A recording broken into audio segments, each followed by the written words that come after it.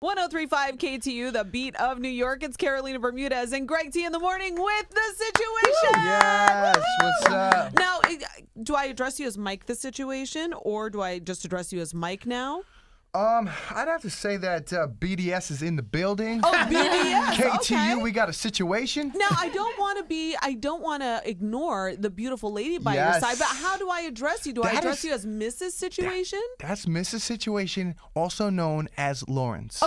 Okay, so Lauren, thank you for joining us. Thank and you. she is so beautiful and tiny in person. Yes, Not that you were, yes. I'm like, oh my gosh, you're so stunning. My goodness, you guys are a beautiful little couple. Oh, thank you. Look at you. Thank Now, you. did you guys show up at Angelina's wedding? Were you guys like, we got to bring the sexy down a little bit, let Angelina shine? I agree like, with that. Yeah, we wanted to let her have her moment, and we were happy for her. But we definitely still looked pretty good. We definitely showed up, grown and sexy. You feel me? Absolutely. Now, Greg T was so excited. He could not wait to have you on. You guys have a little bit of a bromance going, so go ahead. Tell everybody how you're connected. Well, we're connected because we have our common friend, Jamie from Eat Clean Bro. Yes, that is my boy. Yeah. Everyone knows that I eat clean, bro. I hear you. And that is how we pretty much got hooked up. Yeah. And he had told, we obviously known each other over the past couple years. Yeah, that's right. But in the last couple of weeks, Jamie was like, listen, man, you got to go see my boy, Greg T. Yeah. I'm like, word. I was like, we're about to do press in the city. I said, put the word out. The situation's coming to town, and that's why we're here. It's just like Santa. You don't have a song. It looks like you are eating clean, bro. I mean, look at your body and your arms. I cannot stop staring at you. Yeah, what do thank you do? you. Just live at the gym? You know what? You got to thank God for that prison bid. We can believe it. We turned a negative situation into a positive situation. I had lost 40 pounds. I had time to dedicate to sort of losing the weight. It was a very stressful time during the case. Yeah. And once you sort of get sentenced, it's sort of like you accept that this is your journey, this is the direction you're going, and you have a decision to make whether to become better or to become bitter. I chose to become bitter, and I was working out twice a day. I was reading the Bible, reading Tony Robbins, being positive, and just making the most of that situation. Well, now I do have to turn because I think that you were so open, and I have to commend you on that because a lot of people would try to hide it or they would try to deny it. But both of you, and I saw from your perspective, Lauren, how difficult it was for you. It was. But also just from your standpoint, literally driving on the way there, like you weren't stopping. You were letting people in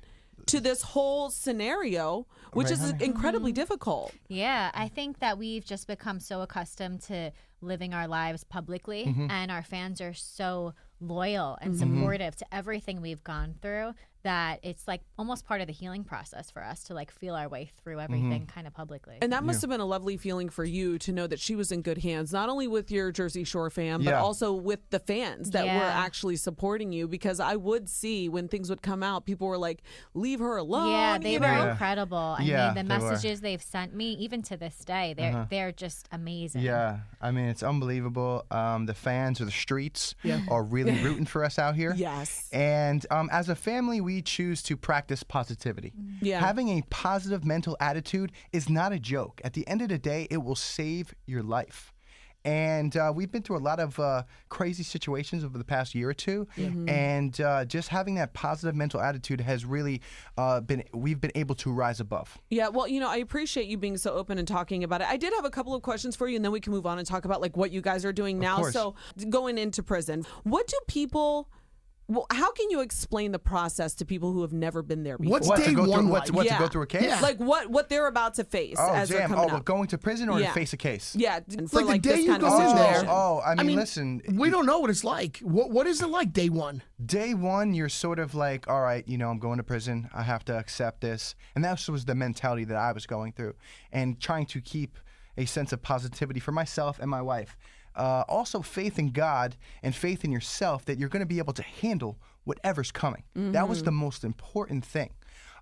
Being able to understand that, listen, when I get there, it's probably not going to be cool. Right. It's going to be uncomfortable. Yeah. Be ready for that, to be able to adapt to the situation. And at the same time, once you get there, it's not as bad as you think. It's not necessarily like the movies, but by no means is it a comfortable situation. The food that you're eating is not good. Your first night, you're alone. You're in your cell.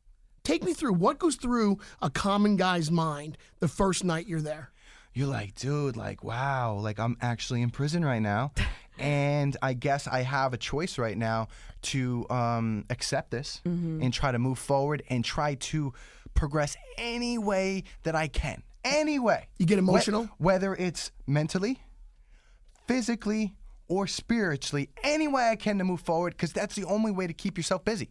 Because I seen guys in there staring at the wall. Like you could tell mentally, they were not doing well. They didn't have the tools that you had maybe. From recovery. From recovery. So when I went in there, I handled every day one day at a time.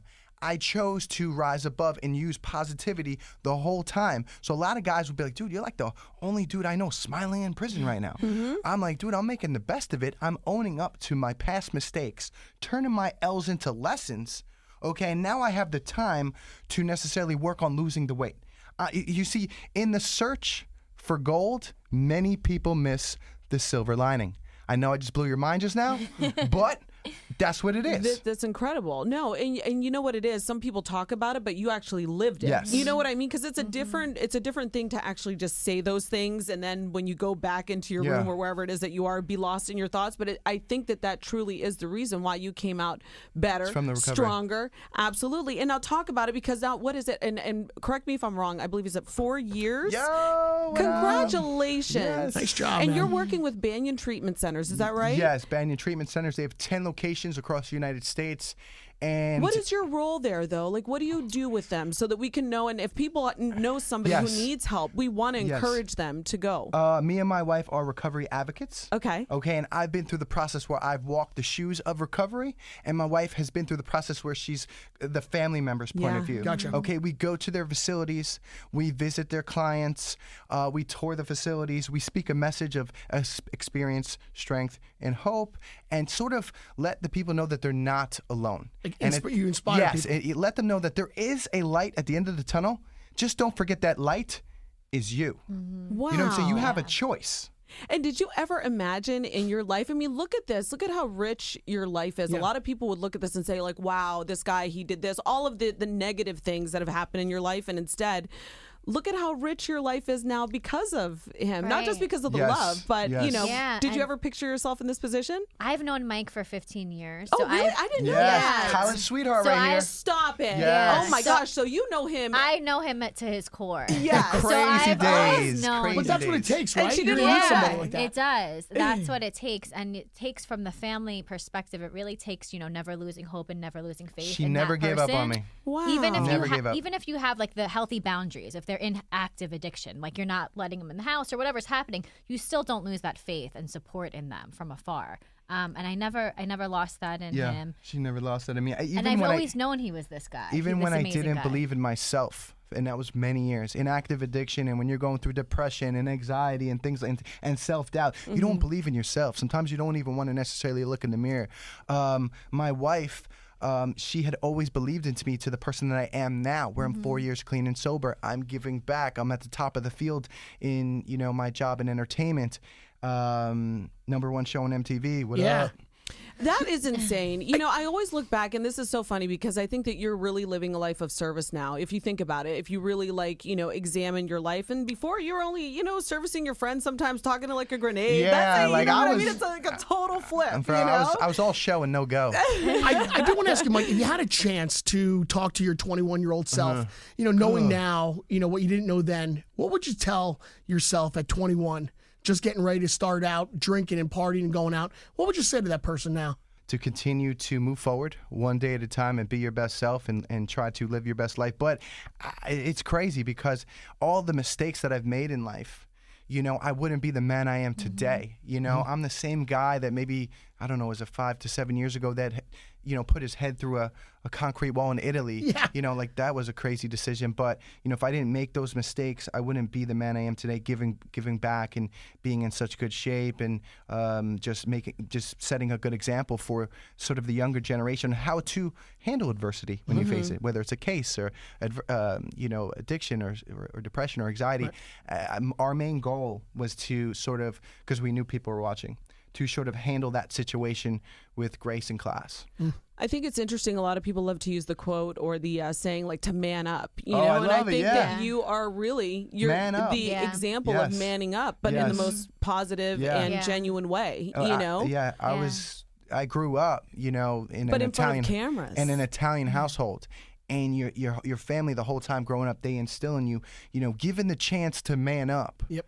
You better man up. But you don't know if you're really going to be the what you're really made of until you're tested. That's right. So technically right now, me and Mrs. Situation are battle tested. I love it. Are you thinking of doing anything as far as like inspirational speaking, or is there like what's next for you guys? I know that your work with the treatment centers is pretty extensive, and you guys are very it's definitely some very committed. rewarding work. Right. But then what do you guys see yourself expanding from there? The next progression, I don't know. I want Mrs. Situation to say what we're kind of working on. We can't necessarily give you the scope of it, but we are working on a spin-off show, a recovery spin-off show where I go around the country and I speak to young adults about substance abuse and the disease of addiction and get them going in the right path and get them going into treatment before, it's too late and they don't even get to treatment. That's great. Well, That's who what's better up. I to like that. speak to people? I mean, seriously, you're blowing my mind right That's now. I liked great. you before, but now I'm like, oh my Yeah, God, dude, my that's heart, going to be you know? dope. I'm going to be bringing the inspiration, and I'm seeing I you in can't such a wait. different light as I well. I'm like, know, this is like, absolutely. it's weird, this is a man. beautiful Yeah. thing, and I'm This so is glad. great, though. Guys, we want to thank you so much for coming in, and we want people to know where they can find you. Where should we reach out? If people have somebody that they think might need treatment, where should they go?